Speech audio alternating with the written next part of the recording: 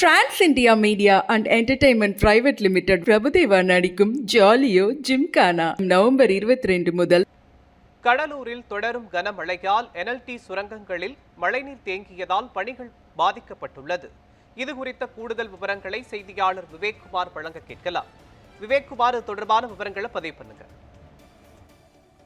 வணக்கம் மோகன். கடலூர் மாவட்டத்தில் வடகிழக்கு பருவமழை தீவிரமடைந்துள்ளதை ஒட்டி நெய்வேலி NLCல நிலக்கரி வெட்டி எடுக்கும் பணி தற்காலிகமாக நிறுத்தப்பட்டுள்ளது. கடலூர் மாவட்டம் நெய்வேலியில NLC நிறுவனம் செயல்பட்டு வருகின்றது. இந்த NLC நிறுவனத்துல சுரங்கம் 1, அதே போல 1A, 2 ஆகிய சுரங்கங்கள் மூலம் நிலக்கரி வெட்டி எடுத்து மின்சாரம் தயாரிக்கும் பணி நடைபெற்று வருகிறது.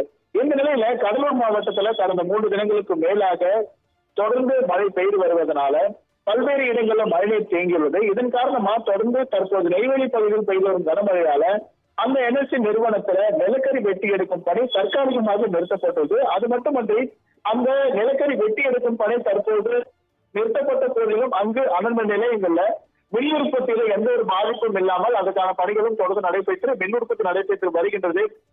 தொடர்ந்து வடகிழக்கு பருவமழையால பல்வேறு இடங்கள்ல தொடர்ந்து பெய்து வரும் மழையால நெய்வேலி NLC சுரங்கங்கள்ல ஆங்காங்கே மழைநீர் பெருக்கெடுத்து நீர்வீழ்ச்சி போல ஒரு காட்சியெல்லாம் பார்க்க முடிகின்றது.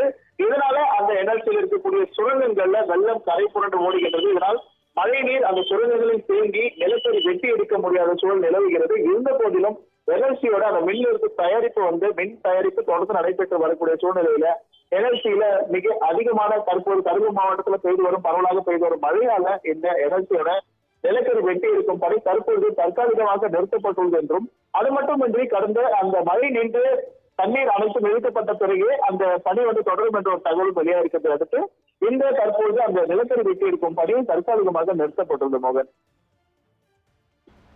விவரங்களுக்கு நன்றி விவேக்குமார்.